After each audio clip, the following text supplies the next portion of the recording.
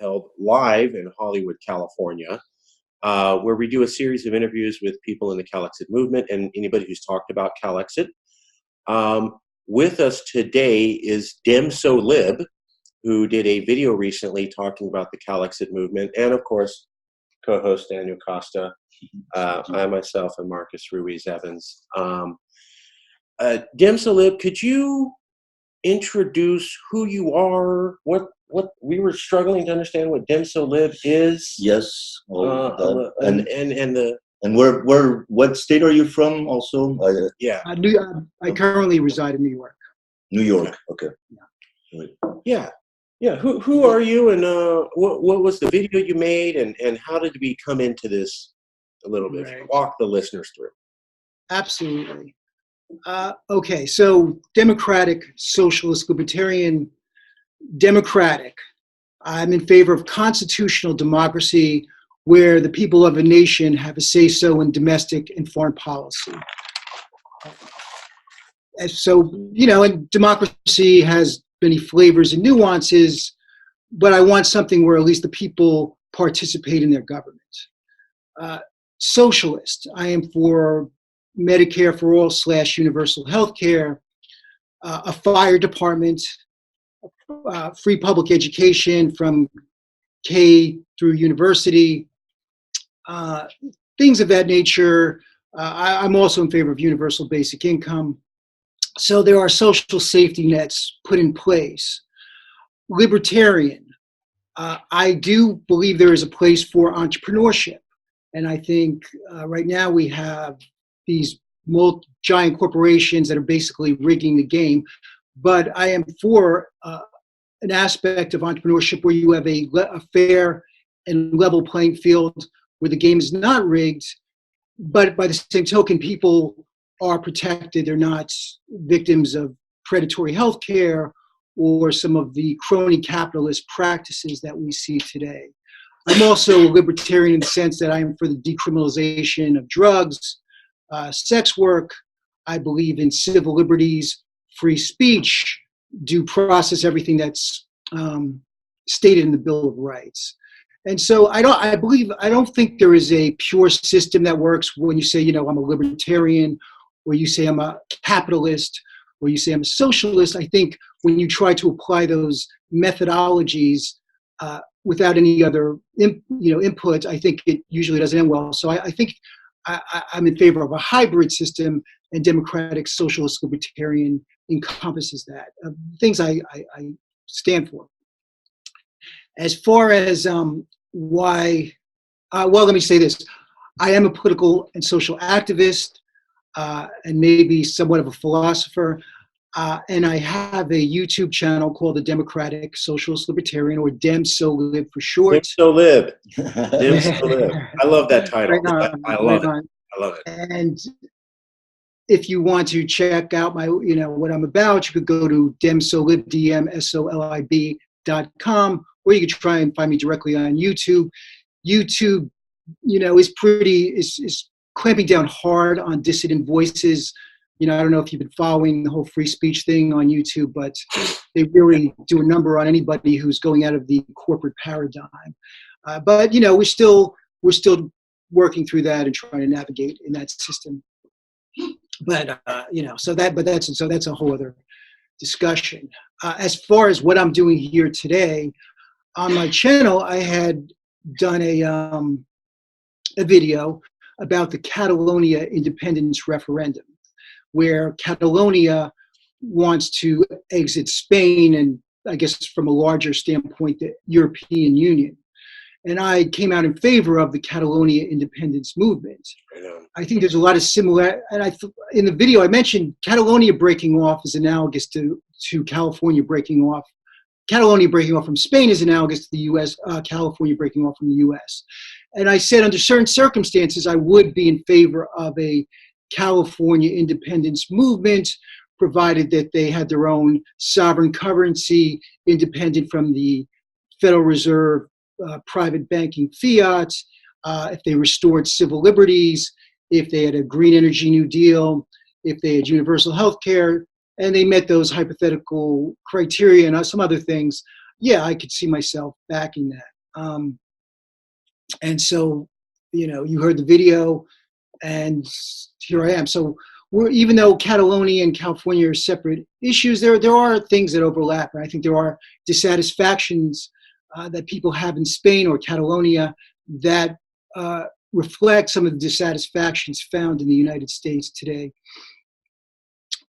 So that's why I'm here. I'm not a California resident, so I really, I'm limited to what I could say as far as I'm not directly involved if California were to break off. But I am for decentralized power, and I think that could take many shapes and forms. Secession being one of them, but if we look at the 13 colonies as initially established, you could have semi-autonomous regions under a common constitution, but they have their own currencies. They take care of their own local politics, but they have a common defense pact, common constitution, and so forth. Obviously, if such a thing were to exist, we would want it without the slavery, the Native American genocide. I think those were some of the fundamental mistakes that were initially made that we're still living with the legacy of that. So, we'd have to learn from our mistakes. I should probably also give a disclaimer. I'm speaking about secession in a theoretical and educational context. I'm not taking an official view, or I'm not taking an official position of whether California should secede or not secede. I'm not a resident. So in my video, originally I was giving a hypothetical context, but I think there are problems in the United States today, but there are also multiple solutions, secession being one of them. I'm not stating yes or no in either direction. I understand. Real world, if California were to introduce an independence referendum like was done in Catalonia, I think you would see similar reaction from the United States federal government. So in Catalonia, you had the independence movement was ruthlessly crushed by security forces. Thank you for bringing that up. No one talks about that in the West at all. Absolutely. The leaders were jailed. They were given jail terms ranging from 9 to 13 years. So let's look at it if that were to happen in the United States. The United States has a much stronger security state. So you want to talk about security forces, they'd send in the FBI, the DEA, Department of Homeland Security, military forces. It would be brutally repressed. Probably in current real space time, it would probably be crushed. And if the leaders in Catalonia received jail terms of 9 to 13 years, at least they had trials. In the United States currently, my guess is the leaders of a California independence movement, if it was seriously getting off the ground, where it was perceived as a legitimate threat, the leaders would be branded domestic terrorists. And once that happens, you could be shipped off to Gitmo. You have no habeas corpus. You could be imprisoned indefinitely without trial. So, you're talking some heavy stuff if it were really to go down. So, these are all factors that have to be weighed in when you go from the theoretical concept of secession to real world. Yeah. And so, that was a wake up call right there. Yeah, exactly. But we've all talked about this, the possibility of that. Of course, right now we're so small that we're not getting the attention of authorities at all. But we've talked about the position that the United States would have if we became a threat. And that's one of the possibilities. I mean, you said it yourself, thanks to the Patriot Act, any American citizen can be named enemy combatant and taken without any due process of law, anything. So they could easily do that. And that's why they put all these measures in, is to keep people in line. They're enemies, basically. Not just terrorists. It wasn't really meant for terrorists. It was meant for anybody that's an enemy of the state. And then California may become that. But I wanted to ask you, how do you feel as a New Yorker, and what do you think other New Yorkers would feel about letting California go? I think, your opinion on that? Yeah, I Well, that's an interesting question because Good. from a larger standpoint, California and New York are quote unquote blue states. Right. Now, what that means is another story. Are we talking about blue in the sense of a Hillary Clinton blue or Bernie Sanders blue? Nice. So, that has many definitions. My own personal opinion is that the Democratic Party is likely beyond salvaging. I think that corporate interests have infiltrated it so deeply they own it. And so even if you have a Bernie Sanders or perhaps even a Tulsi Gabbard, it's like trying to reform the mafia. You could join the mafia, but are you going to really change the business practices of the mafia, even if your intent is to reform the mafia? And the Democratic Party might be so far corrupted, it's beyond redemption. That's why I personally am in favor of the third party already. I think we have a duopoly where the Democrats and Republicans are controlled. But I'm sorry, I got off topic. Your question was, how would New Yorkers view it? I think a lot of New Yorkers have an affinity for California. It's kind of that East Coast, West Coast mentality where only the East Coast and West Coast exist, and there's not the middle of the United States is pretty non-existent. It's like LA and New York or San Francisco and New York, Yeah. So I think New Yorkers probably would not. A lot of New Yorkers would not be in favor of that because they kind of have an affinity to California. Just along those lines. So that's, I think it would vary New Yorker to New Yorker, but I think a lot of New Yorkers will want to stay connected to California. And how do you feel about do you hear any talk in your circles of New Yorkers ever talking about them being independent one day, or because they're dismayed with the system? Oh, good.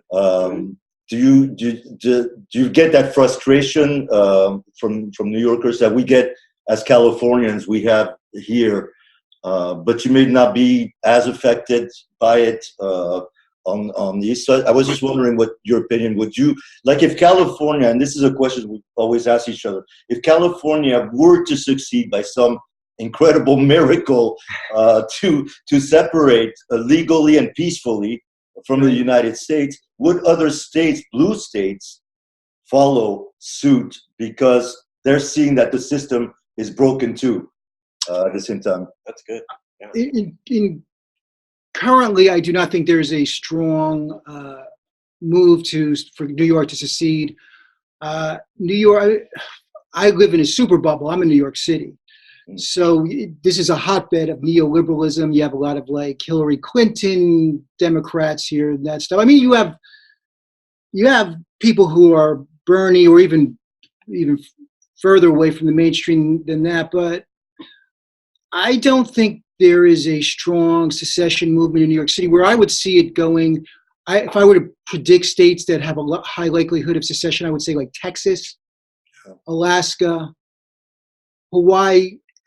States that are more on the periphery. You may see geographic regions who want to secede, like the Pacific Northwest, maybe elements part of the South. New York as a sole state, not currently. I don't see that. What about so in your video you had talked about that you're a New Yorker and you would support CalExit. Potentially, depending on the potentially. Depending on the potentially on the. I talked to a man from New Jersey this week, and I know New Jersey, New York, totally separate worlds, right over there. I've heard the stories. I've lived in both states, so yeah. Okay, I visited New York 5 times in the early thousands. Loved it. I thought the people were beautiful. I thought New York City was awesome. The diversity was incredible. Not exactly like how we do it here in California, but great people. Absolutely. Love the hot dogs, right? Just don't find out what's in them, and you'll be all right. Yeah. Best pretzels I ever had in my life. I'll tell you what, street vendor. But one of the things the New Jersey guy was saying, he goes, "Well, there are a lot of liberals here. There are or not." There are a lot of liberals in New Jersey. There are a lot of liberals in New York and Boston, etc. But they have always viewed 2 points he made. He goes, 2, they have always viewed California as this weird, strange, faraway land that already sort of feels like a separate country, and that not from a place of hate, but just a way out there. Those people are super weird, and yeah, I like them, but they really do weird stuff, and they're so far out there. They're kind of like a separate nation, anyways. And he said that attitude goes back decades. Is that true? There's probably some people who see California as guys eating alfalfa sprouts under a pyramid, who work for Hollywood, you know. So yeah, you're like either wearing sandals, or you're smoking weed and weeds, or you're somehow you're an actor, or you're working for Hollywood. There's probably all kinds of stereotypical and unrealistic perceptions. I've been to California, and people were really cool to me. Wherever you go, people are underlying, or if you get away from all the external stuff, people are people. Obviously, they have sometimes there's different vibes and so forth. But there's probably that element. Personally, I think Californians are like anybody else. They want a decent life. They want to be free. They don't want to be under the auspices of tyranny and so forth. But California, from my perception, it's a beautiful state. Has a lot of potential just because of its amazing ability to produce agriculture, sunshine, solar energy. So it could be it could be a really cool autonomous area, as could New York. I think part of the problem we're experiencing is globalization, where we have this thing where we have to import everything from everywhere. I think with technology now, even New York could be producing its own agriculture. We have lettuce that's grown in New York and all kinds of stuff. All these skyscrapers they're building for these absentee billionaires who don't even live there. They're using them as offshore tax havens or safe harbors for investments. You could build greenhouses. We could have all our local produce here, just like you could, have in New York in California. And this could really be a cool country. The problem is we are run by what I call a confederation. It's a confederation of the bank cartels, multinational corporations, the military-industrial complex, the deep states, foreign lobbies, various oligarchs. They do not have the best interest of the U.S. people at heart. So regardless of the state you're in, you're still suffering from their rule. The 1% doesn't have the best interest of the people. Yeah, isn't that shocking? They're not altruistic and they're not concerned about your welfare. I know that's hard to. I know that just blew your mind, right? What? Well, let me ask you a follow-up question. So, it is true that people on the East Coast have viewed us as kind of different and weird and far out there for a while. Well, with love, I get that. Yeah. The other guy that I talked to from the East Coast recently, he said, if you made a principled stand and you said, hey, we're a different culture than America, and we kind of want to go do our own thing as friends. Right. Not upset, but we're weirdos to you. We kind of want to go do our own thing. He said, if you came at it that way, and you made it clear that you were talking about continued military partnership and continued economic partnership, so there wouldn't be a shock to the stability of the defense system or the economics. And you came at it from, hey, we're going to keep, you're not going to get screwed up. Don't worry. We are going to do our own thing just because we're super weird and different. He said a lot of East Coast liberals wouldn't stand in the way. How do you think about that?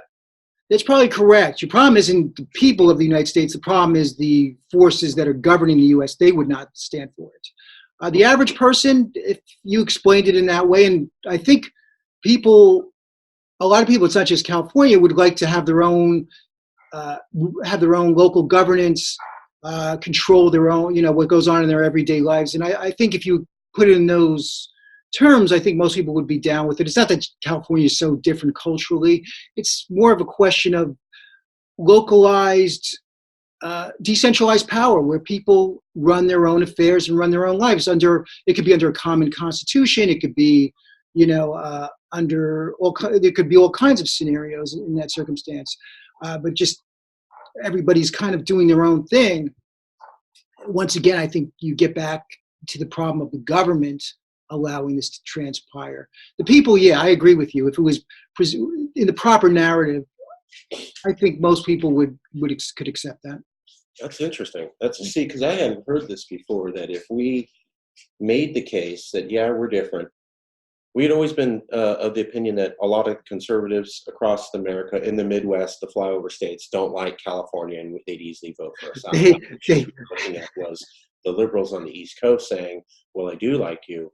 And what I'm hearing for the first time ever is that if we came at it with, hey, your security system and your economic system are not going to be disrupted, we just want to go because we're weirdos, that a lot of the left on the East Coast would accept that. I never heard that before. Yeah, well, like you were saying, I think there's an affinity between New York and California, and some of the blue states, where we may not be exactly culturally alike. New York's much faster paced. Here we're, kind of on a lower dimension of that. But the reason we were saying also that you were saying some points on your video that I got to watch for just a little bit. Right. But the similarities with Catalonia is that for us, our independent movement, and for people that are starting to see the possibilities of an independent California, it's that we know the facts that, first of all, California is the 5th largest nation. We're calling it a nation in the state. I mean, past Britain just recently. We are already a nation. Our governors have said it. And then we have so many industries that are crucial. We have the tech industry, we have agriculture, we have so many things to be able to be on our own. And you mentioned some of the things as a conditions, and this is just so you know that for Californians, what you just said, that universal health care, environment, all those things you mentioned, we want that, but the federal government won't let us. Okay. They're knocked down. We almost passed universal health care at one point, and we had an official stop it for some bogus reason. But Americans, Californians overwhelmingly want health. They want the climate. They acknowledge climate change. They want to. We've got. For the last 3 decades, we've reduced our emission standards, and now, of course, Trump just ruled that he wants to roll that back, and we're fighting him on every front. We're fighting the administration, the White House, in so many fronts in California that we actually feel not physically attacked, but aggressed by the will of Washington to put on us, and especially the fact that we're a donor state. That we give a lot of our taxes to other states that benefit from us, and that money that we give, we could use so much better. Everybody always says, California's got homeless, they got this, they got, it's expensive. We can't deal with our problems because we're giving so much to the federal government, which does nothing for us, really, at all. And so to that point, I just wanted to address that possibility of seeing that argument for other people, for other liberals, to tell them, look, this is what we're going through in California. Maybe you're not feeling as aggressive in New York like that, but we are every time. There's kids in cages on our border right now, So my man, my man. So this all affects us, and just another tidbit of what's interesting in the argument, maybe against that the U.S. would become violent towards us, is that last month we had a conservative panel. And I don't know if you're aware of this, you probably are, but we're not very liked in the Midwest. We're not very liked in the Midwest. Or the South. Or the South. Or the North Midwest. Like a huge 35 states. Yeah. They think we're nut job. Well, they think you're a bunch of commie liberals. Yeah, exactly. Subvert Exactly. society or whatever. And they blankly stated that they would be willing, they would want to kick us out and don't let the door hit you. Yeah. They Yeah. agreed.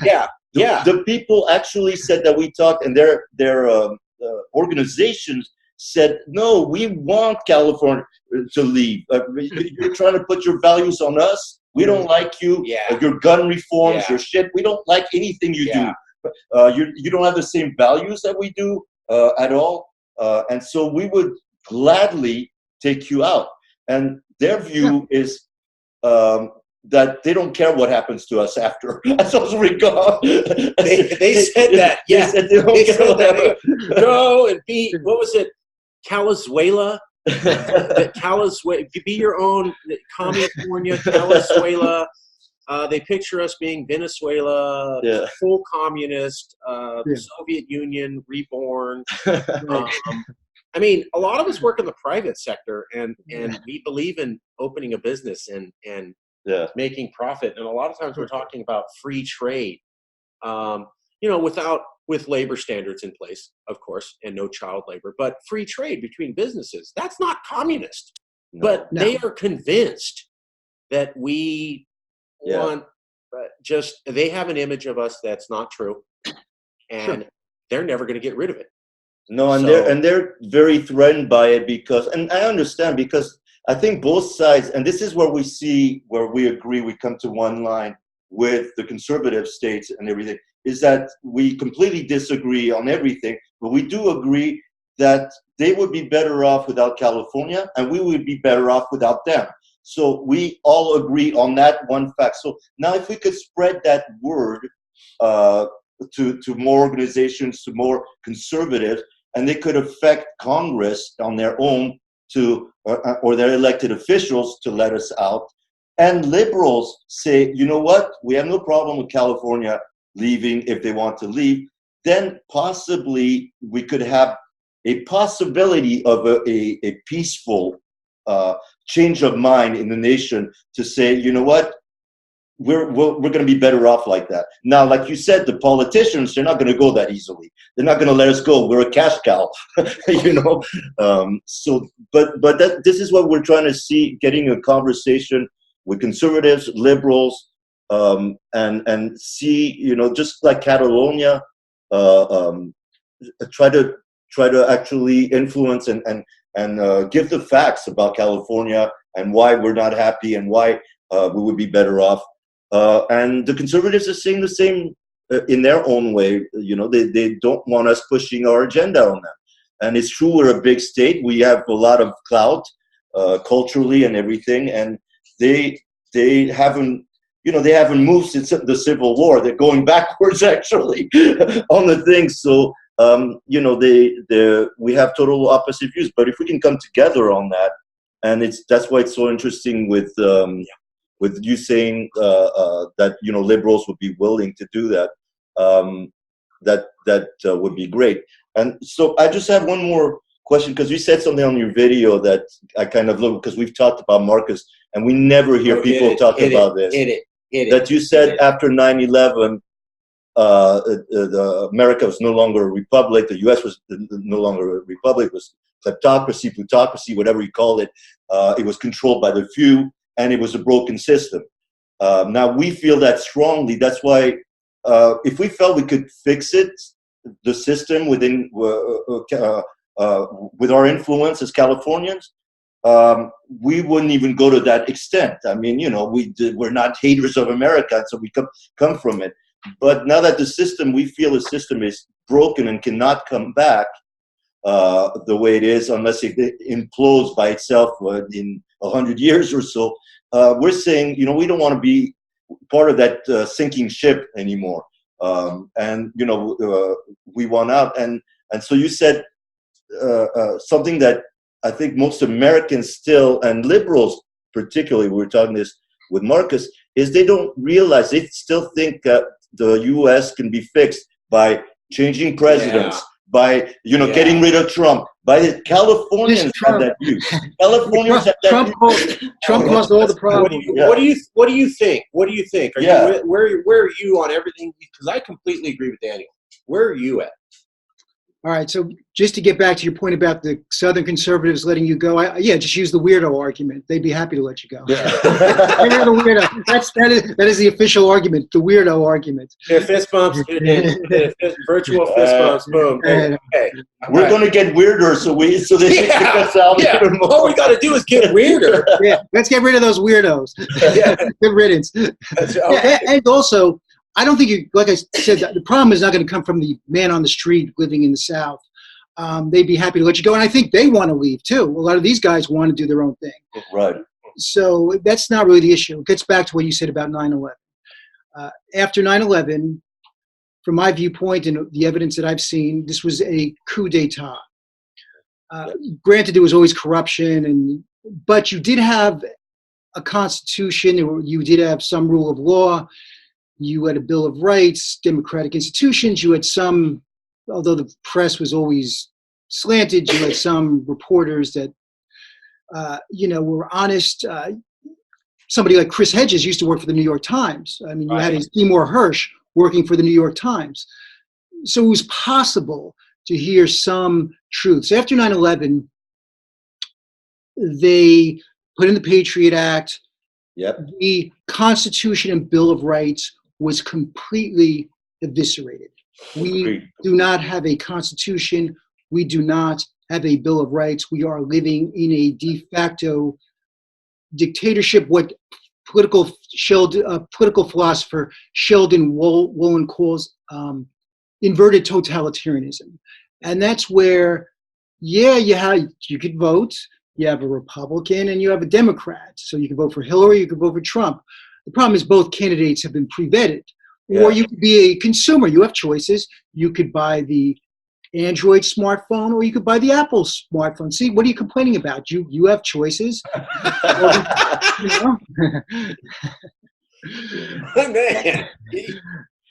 The problem, and that's where we're living at. So the question is, how do we navigate in this totalitarian system?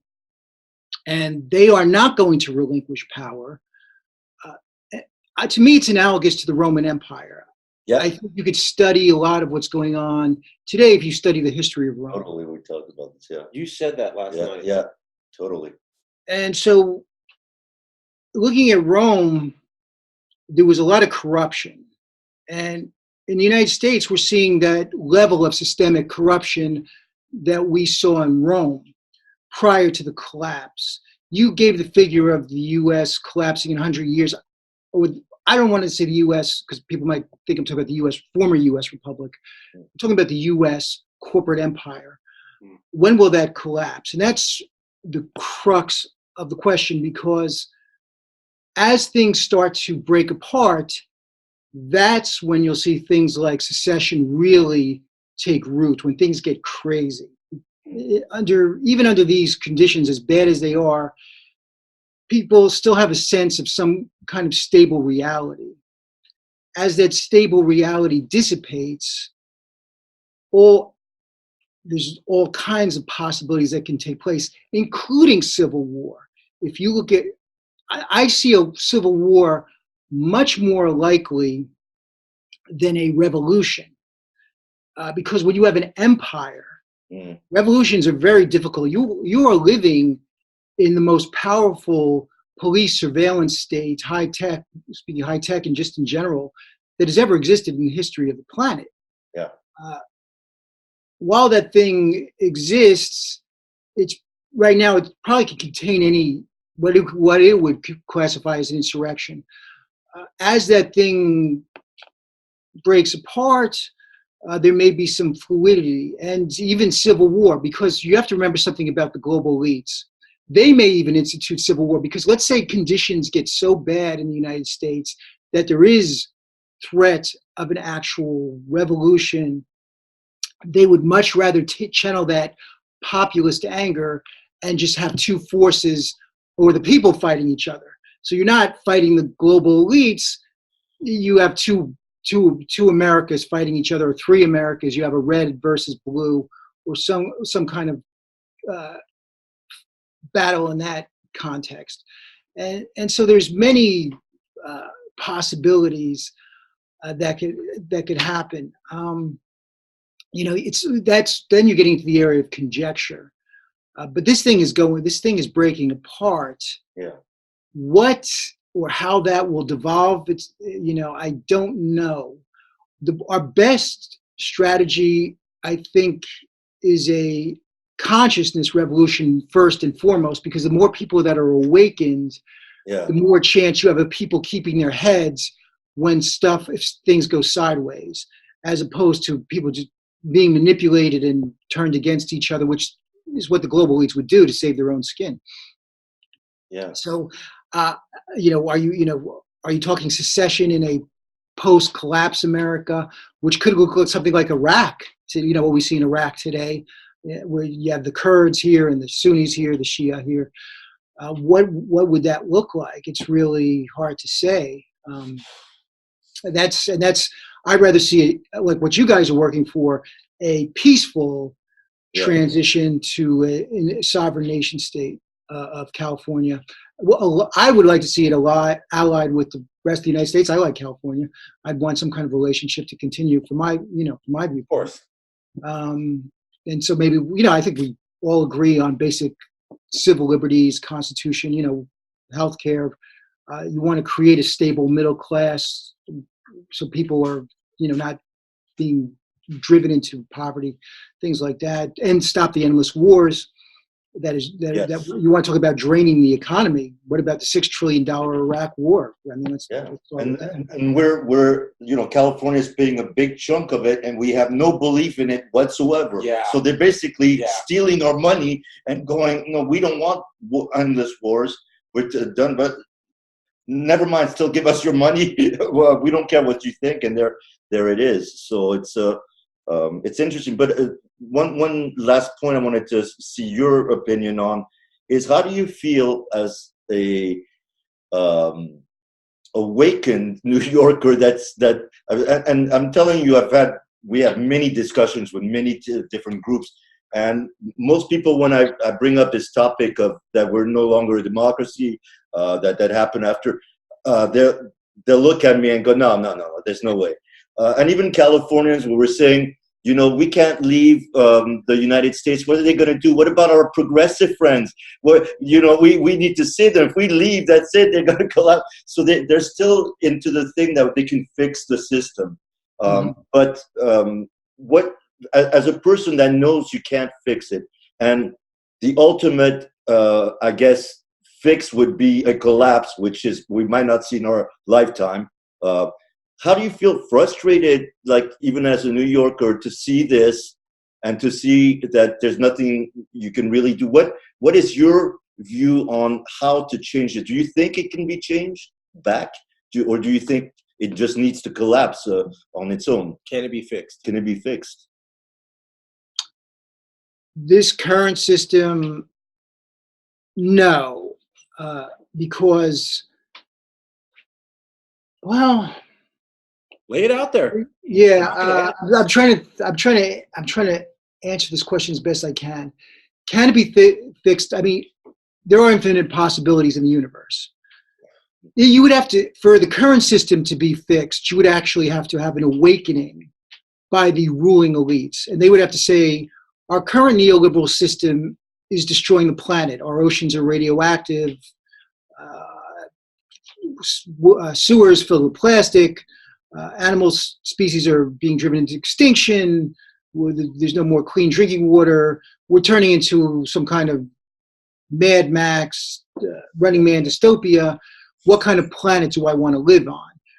Right now, these people are pathologically insane, because when you give people that kind of power, they go crazy. Absolute power corrupts absolutely. Yeah.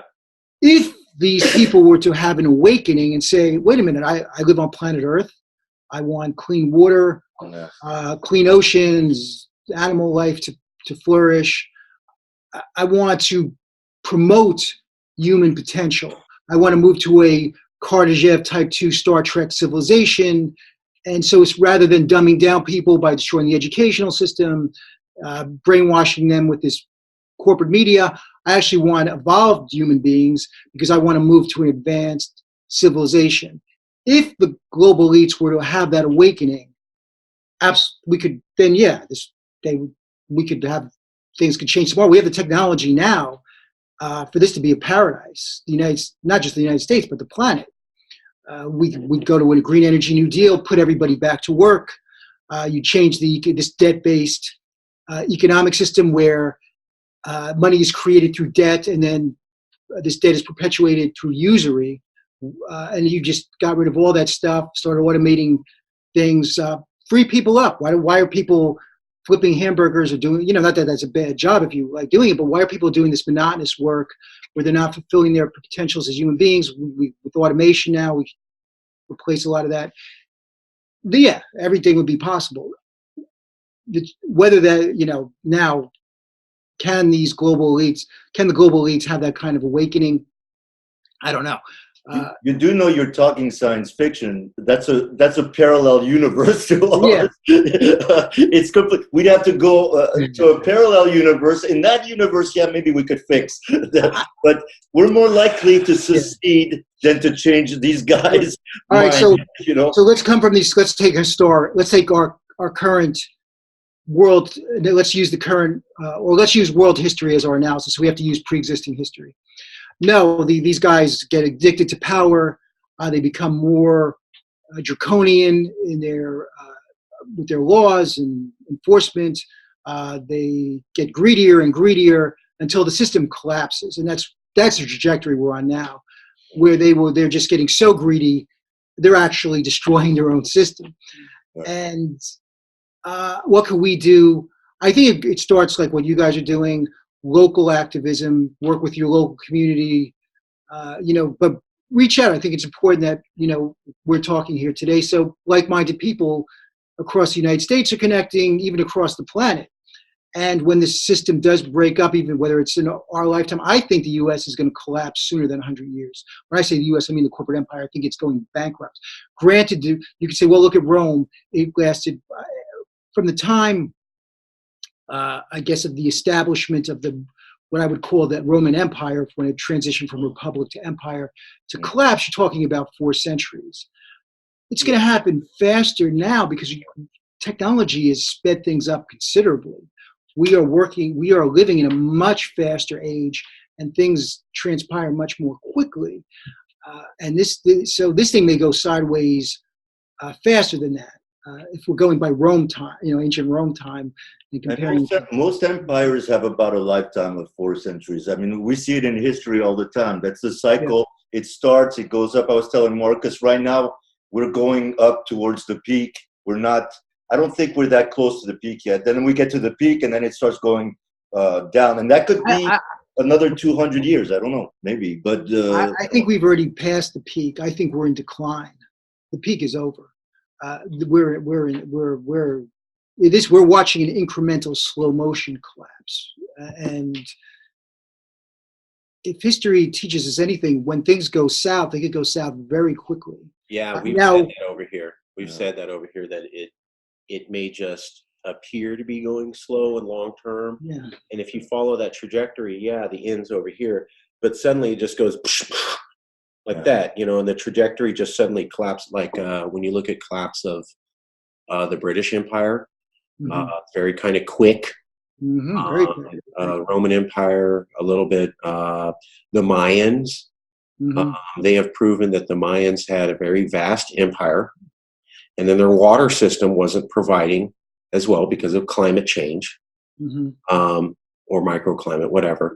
But they were like, well, we'll just do water conservation. And they were able to keep the empire together. And they thought, well, we got this water conservation thing down. We're fine. And then one day the water just completely went away. And they were not prepared for that. They were not looking at the signs of the system we're built on isn't working as well. They were like, well, we'll just save and conserve, but not fundamentally rework the system. And then one day, the water just left, and they went into civil war within 5 years, and complete total collapse within about 4 to 5 years. Like it just 200-year civilization just like that in about 5 years, because they built their system on certain understandings that there was always going to be this reservoir of water underneath them, And Earth said, no, things are shifting. And they were unwilling politically to fundamentally rework their civilization. You see the same thing with the English, where they thought, oh, we'll survive the war, and then they lost India, and they never thought that would happen. Yeah. And that happened within a few years of Gandhi really getting going. I mean, it was pretty quick. And then they thought, well, we'll limp along. And then there was the 1954 Suez Canal crisis, where the United States basically handled this international issue without the English or French support, and embarrassed both of those governments. And basically the next 2 weeks, the rest of the world goes, well, I guess America's the top empire, not you, England, anymore. And the British intelligence service completely did not see that coming at all. Yes. Called the Suez Canal. So yeah, you can think it's going, and then your assumptions bottom out, and you never fundamentally adjusted like we're all talking here, and then you just collapse too very quickly. So collapse can, Jared Diamond, a sociologist here out of California, wrote the book Collapse. And he says, yeah, sometimes empires slow down over gradually. Yeah, that happens. And sometimes they just, whoops, it's all gone, fire sale, get ready to handle this thing in the next 2 to 3 years that lasted 2 to 3 centuries. Sure. He said that also happens. Yeah. And when I look at the currency situation of America, and the fact that we're in massive debt, like World War II levels, and there is not the opportunity to rebound after World War II now. Let me just it's something with that point you made about World War II levels. During World War II, we had a manufacturing base. Our manufacturing base was shipped out with NAFTA to China, so we had a middle class. So we're even in a worse situation. We're even in worse circumstances. Yeah, and China is rising. Every economist on the globe says China will be the dominant world economy within the next 15 years, and then followed by India. And nobody in the West is projected to ever be the dominant economy 50, 60, 70 years out. So it goes China, then India. Everyone who studies economics is saying that. China has managed to cajole certain countries to stop using the US dollar as their reserve currency or international trade currency. China's made some deals with Russia and Brazil and England. People forget that China's now able to trade yuan with the British banks straight up, and they have replaced the dollar. Well, when the dollar is gone as the global reserve currency, the backbone of the American system, where our hyperinflated dollar is actually going to be reevaluated on the real value of the American economy. We have an overinflated dollar because it's the world trade reserve. When that's gone, massive deflation, massive economic impact. And as the Chinese replace the dollar for the global reserve currency with the yuan, that can happen really fast. And we're talking a few years away from that specific reality of the dollar not being the money that everybody uses. Could happen in the next 4 years, theoretically. If that were to happen, yeah, you would see a massive economic depression in the United States. The dollar is not, what is the dollar really backed by? It's not backed by gold. It is backed by the U.S. military, right? The U.S. Nuclear missile system. So Saddam Hussein, he was talking about selling oil in currency outside of the dollar. He was invaded. Same thing with Gaddafi. So yeah, that's what's backing up the dollar. If a situation were to arise where the U.S. Dollar was no longer used, we would suffer a massive economic downturn. And let's go back to the 2008 crisis. We kind of had a taste of that. Imagine that where you had Lehman Brothers. Now imagine where you have a whole series of cascading collapses of financial institutions that are not stopped. What would that look like, and how would the United States government react to that? How would the people react to that? It's so, yeah, you're right. It can happen very quickly. All kinds of scenarios. You want to get science fiction-y of all kinds of. And let's not forget that we're losing more and more credibility to Oh yeah. throughout the world in every level, by you know the corruption that's happening. Even Europeans are seeing this as, now maybe we shouldn't be backing the U.S. is not what it used to be. Yeah. Okay, it's not there, so maybe we need to ally ourselves with somebody else. Yeah. And so because they caused our collapse last time. The whole European system blew up at the same time and stuff. So Yep. so they're not looking at us like the leaders that we used to be. So so already you have a kind of an international different vision of the role of the U.S. in the world, and that could accelerate also. And not to count that Brilliant. empires, the reason they collapse is because they're spread way too thin all the time. They're empirical. They have bases in Iraq. They have bases here. They have this. And then all of a sudden, if there's any revolt on any place, they can't handle the whole thing, especially if they're collapsing at the same time. It goes very quickly because, we're occupiers in Iraq and Afghanistan. People want to kick them out. And at the first moment of weakness, they're gonna revolt. They're gonna do that, and that's what happens to empire. And a lot of times, like the Roman that you gave, it leads to a natural secession. The Roman Empire just divided into very successful. They already had very successful sections of the Romans, and they basically separated from Rome and did very well by themselves. That was the lesson of it. And so we're looking at that, but.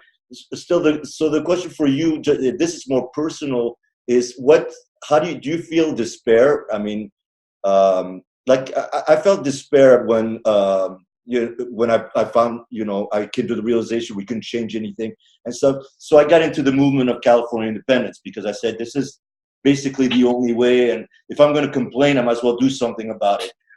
And stuff. So, but what do you feel frustrated that, are you talking to other liberals like yourself to educate them and to awaken, like you said, to awaken them to the reality of things, because a lot of people are asleep. Is that your mission a bit, that you're doing that with your peers? Absolutely. So that's the purpose of the YouTube channel. And I'm looking beyond, people I talk to on the streets, I try to awaken people within my capabilities. And I think that's the purpose. If we want the human race to survive, we're either going to go extinct if we continue on our current path, or we could move to a more advanced civilization and start doing some amazing things. Now, as far as despair and an individual's ability to steer events in either direction, it's limited, but by the same token, you have to do what you can do, and it's what you believe in. What is your belief paradigm? Right. And mine is, maybe we can't wait. It might not be this generation, might be the next, but all of us should be working towards a greater awakening, to have a positive outcome for the human race. I think that's a high purpose. It's a high mission. Yeah. And each individual could do that in different ways. It could be helping in their local community. It could be on a very basic Maslow's hierarchy of needs level, providing food, shelter, clothing to poor people, or it could be more, depending on what level where you want to go on with it. I think you do have to incorporate the foundational levels. If people don't have food and shelter, if they're being bankrupted by medical bills and all the stuff, we see with this crony capitalism and this rigged game stuff, it's really hard for them to think about more transcendent concepts like democracy and those things. There's many levels to this, and each individual has to make the decision of what is their role in this. There's so many different ways you could approach this, as long as we're all working toward we're all moving toward the evolved path.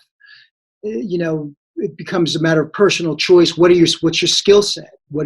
How could you best help? And everybody has different skills and talents. So it's an individual choice. I think as long as you're moving in that direction, yeah, it's easy to despair, but I think that's the best remedy against despair, in doing what you can do and finding like-minded people to align well with. said. Well said. And that's why we're all in this movement, because we found like-minded people. When we were really, after Trump came into office, it was just like the shock and everything, and then we just all got back up and said, okay, what can we do? And then, I heard about an independent California movement, then about another organization about this, and then we all came together like-minded and said, okay, we agree with each other on the fact that for us to be effective in our state, we can only do that separate from the U.S. In the stage that it's at right now in corruption. So, but we want to invite you as Californians. You would make a very good Californian, and so if you really get despaired and we're about to secede, and you go, shit, come on in, come on in. You're welcome. We'll give you free health care. We'll give you a good environment. We'll give you everything. And you guys have a better climate. You don't have these severe New York winters we get here. So. No. Everybody from New York, progressive, wants to come over, you're welcome to come here in California. We will, CalExit movement will help you. We already have a lot of New Yorkers moving here. Who are already getting out and moving out. Let me ask you, though, a question that Daniel developed last night. I'm going to steal one of your questions. Go for it. Okay. I forgot. So, here in California, CalExit movement was getting really big, and then the system attacked it. And some of their talking points were, you'd never be allowed to go because you could never get the votes, and that's why we're interviewing a lot of conservatives, showing, what are you talking about? Like, there's a bunch of states that don't like us. We could easily get the votes. And the other talking point was, well, even if you could do that, you can't leave because there's other progressives out there, and you would be abandoning them. And we have politicians here in California saying that we need to save you in the East Coast, and that's why we can't go, because you need to be saved, and we would be abandoning you like a parent does with a little baby. Right. How does that strike you as an East Coast person? Do you feel you need to be saved by us Californians, and you can't take care of yourself without us? Is that fair? Do you support that, or is that insulting? I think the best analogy is the airplane analogy. When an airplane is in a catastrophic situation, the instructions are to put the oxygen mask on your own face first, and once you have enough oxygen and you're lucid, then you help the other individual. You would be better off strengthening yourself, being that example of a successful, whatever this morphs in, whatever would morph into, we call it a nation state. I don't know, autonomous, 13th, a 50th colony. I don't know, whatever the terminology. I think you would help be in a much better position to help us, because you would have a successful working model, and then you could send your advisors and instructors and teach us how to do it, or Good analogy. Great analogy. That's a good answer. We have not heard that before. Well, that's a really good. So if we are to save you on the East Coast, we could do it better as an independent nation, providing an example to America of what. Yeah, and then you could actually offer us real assistance, because you have a working model. Very good. So yeah. But I just that's awesome answer. But I want to ask one more time. Sure. How do you feel as a New Yorker, as an East Coaster, as somebody there and a liberal in the other part of America, hearing Californians say, we need to save you, and you can't take care of yourself without us? Is that cool? No, that's fine? Doesn't No, I mean that is a bogus argument because ultimately you have to, before you could save others, you have to be able to save yourself on some level. So if I mean, it's not a really good argument because we have a lot of brain power in New York. That's what we said. That's what we said. We're like, I don't. If it was used in a positive way, so not like the Wall Street way of like, Sure. if we put our let me give you an example of how New York could be. I'm going to use New York City. I believe in decentralized power, so I'm even going beyond New York State. New York, the state. Let's say New York City became its own semi-autonomous region. Yeah. How could we survive and flourish? Well, we have technology provides us with a way to do that. That was never possible in the past. We could create our own renewable energy grid, whether it's through water currents. We live off the East Coast. There's a lot of ocean currents. Solar, we should be working on, what do you call those things? It's wind? No, fusion energy reactors. Right now it takes as much energy as is used to power them as it creates. But fusion energy is how the sun creates energy. It's without all the radiation. We use fission, 3 Mile Island, Fukushima. That's fission radioactive energy. Fusion would be a futuristic form of energy that would be non-poisonous. We should be working on things like that. So let's say we had our own independent energy grid, unlimited, renewable, clean energy. Once you have that, we could be, like I said, have, instead of these giant skyscrapers that are empty for these billionaire oligarchs that they don't even live there and that are raising the housing prices, put greenhouses. So now we have food. Now our local community is employed to produce for food production. We could create our own tech industries, all kinds of stuff that we would, that would employ our population. We would educate our population. I would even say we could have our own local New York currency, and it's traded on a federal level if you want to enter that system. But we're insulated against national economic crash with our own currency. We could clean up the East River, restock it with fish, clean up the Hudson River, put fish in that. All these things could be created. Automation, so people have a lot leisure time. The problem with ancient Athens, I think they had a lot of good ideas where they wanted to have leisure time to work on science, philosophy, all these things, politics. But the problem was only 30% of the Athenian population participated in democracy. They had a lot of slaves to keep this thing running. And that's the same thing in the United States. We had originally, that was slaves. The founding fathers adapted a lot of the Athenian system and the Roman system of the Roman Republic, but these were slave societies. So they brought that in. With automation, we don't need people doing drudge labor for low wages. We could free people up to explore their higher potentials, explore their creativity. And if you incorporated those things, you could have a really cool New York City micro state, whatever you want to call it, a California state. And we could be successful in our own right using our technologies, what's available in our geographic area. You have more sun than we do. Although, let me say, if we really had a national effort to make everything work, you could be putting solar panels in space, and you really could have some amazing solar energy for everybody, unlimited solar energy. That we all could tap into. So let's say, why not have a national Manhattan? Remember during the World War II, you had the Manhattan Project, and this was using the technology in a negative way. But imagine if you corralled all the scientists in Los Alamos working on solar energy, solar panels, launching that out into space, renewable energy for free. Everybody has access, should have a right to the sun.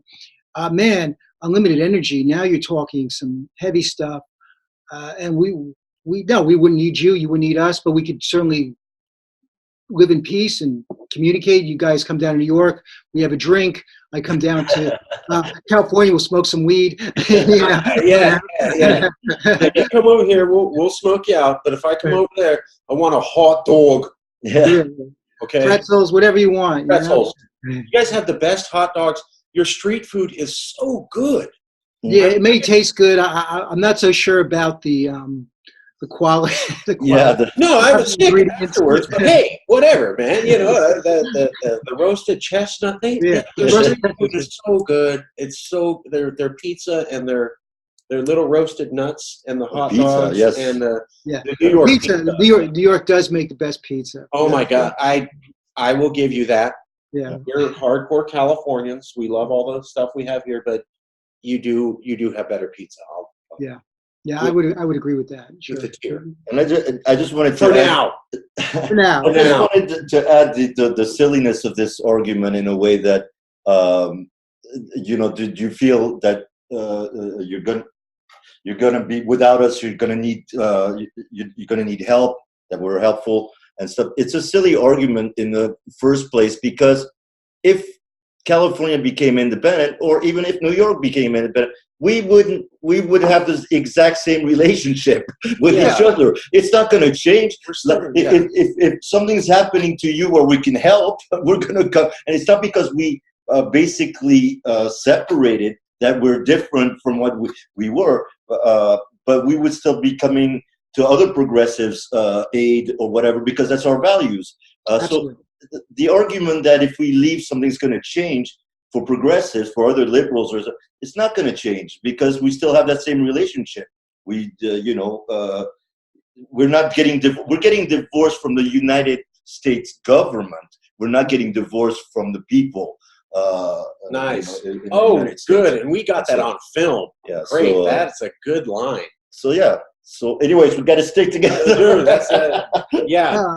I agree. I mean, people who are operating under democratic principles, who are living by a code that contains fair play, ethics, they're natural allies. It's only when you have a tyrannical regime generally is trying to attack everybody, steal everybody's stuff. But if you're operating on a higher consciousness, incorporating those democratic principles and so on, and you're not trying to steal everybody's stuff, you're natural allies. Well, you're going to cooperate. You're going to want to help each other evolve. That's the natural inclination. Unfortunately, the government that we live under that is antithetical to that. They're about suppression, dumbing people down, endless war, exploiting the environment in a terrible way, all these things that are anti-human. And if you're anti-survival in the long run, so if you're pro-human, pro-survival, you're natural allies, And not to say that they're divisive even within the population. I mean, they divide, that's their goal, to divide us as people.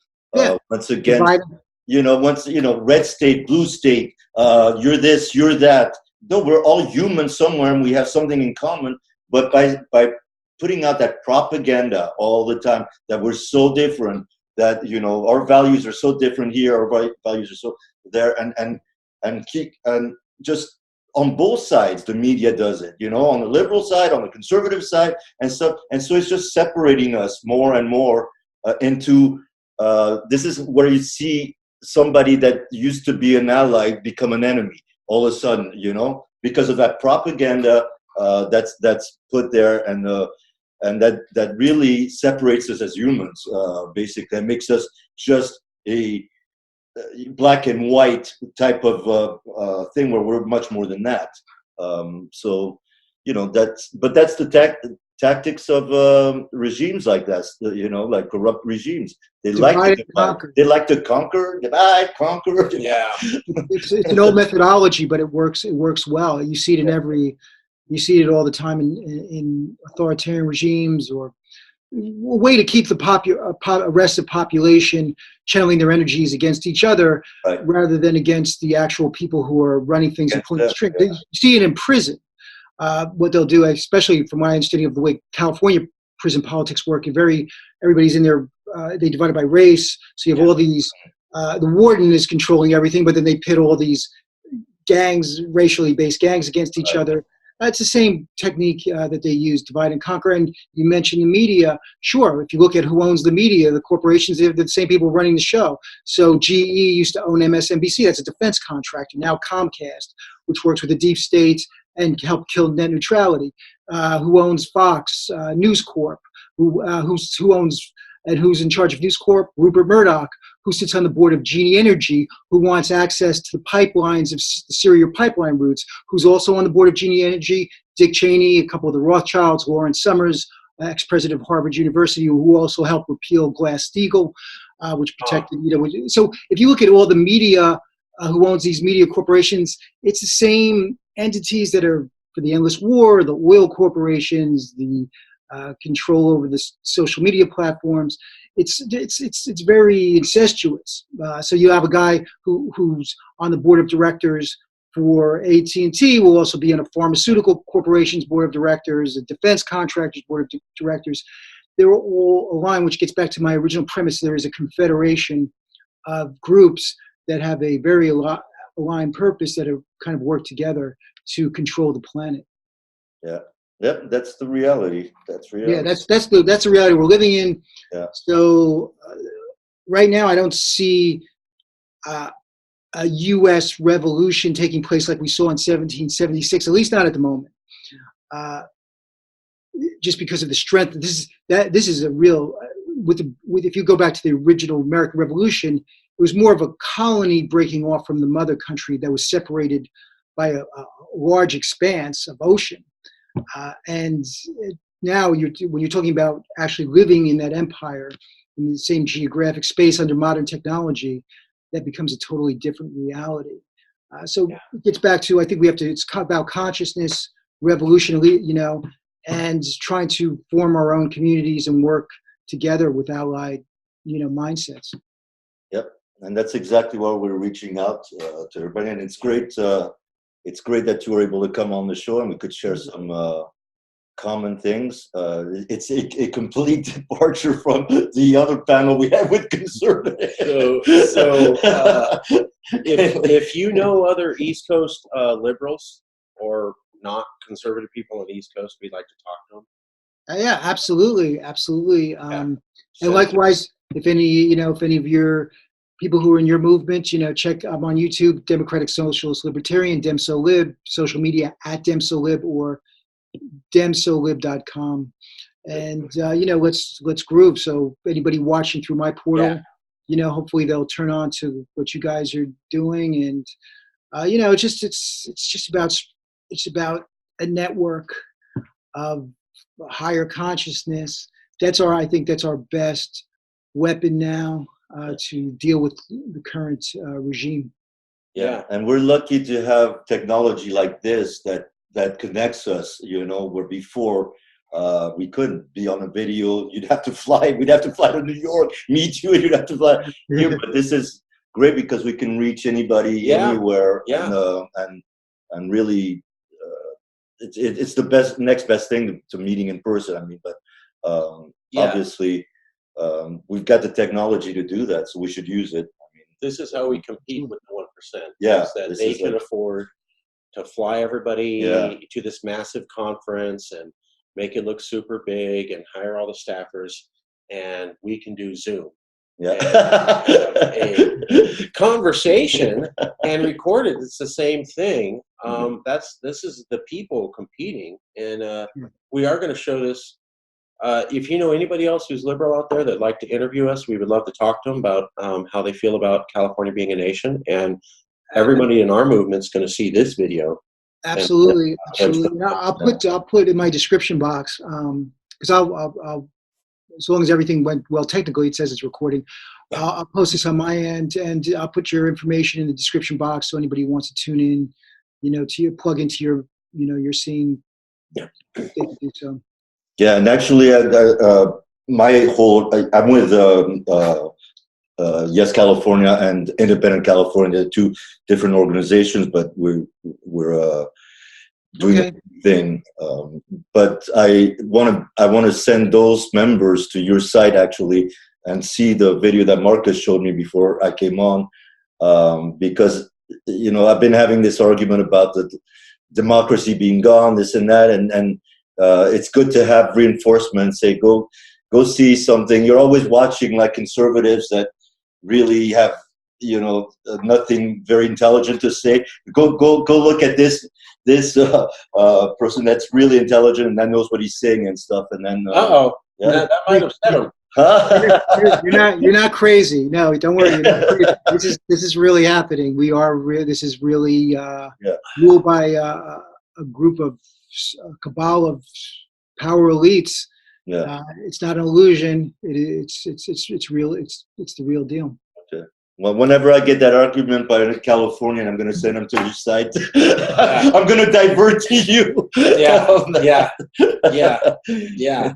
and absolutely. And we were really, really, really impressed when you said that America started to be something that you couldn't be part of with 2011 and the Patriot Act.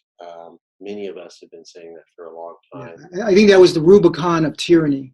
Yeah, well said. That was the Rubicon of tyranny, and they absolutely You can actually trace it back right there, right there. Yeah. All right, cool deal. Well, thank you so much for having me. I really enjoyed this conversation. Yeah, me too. Yeah, it's great to speak with like-minded people. Absolutely. Great. So let's keep in touch and everything. You got to contact like email. Yeah, I will send you yes. Yeah, I will. Yeah. Let's send each other the videos. Whatever video you take, send it to me. We'll post it. We'll send our video out to you. Give me like a day or two. And I do. Yeah, give me a few days. Yeah, of course. It's the weekend. I might not jump right on it. But we're going to be pumping out a lot of videos for the CalExit Conference 4.0 tape live here in Hollywood. This will be part of that collection on the playlist, and we'll have that out to you very shortly. Awesome. I'm really glad we linked up. It's cool. I'm glad, East Coast, West Coast, in the house. Hey. We got to stick together and absolutely. Yeah. And don't worry, we'll come to your aid. All right. Cool. It's good to know. That's good to know. All right. Well, we're gonna let you go. Yeah. All right. We'll stop the recording. Okay. All right, guys. Good talking to you. All right. Have a great night for you, I guess, over there. Bye. All right. Bye, you guys. Bye. Thanks so much for getting it. All this. Bye. Bye.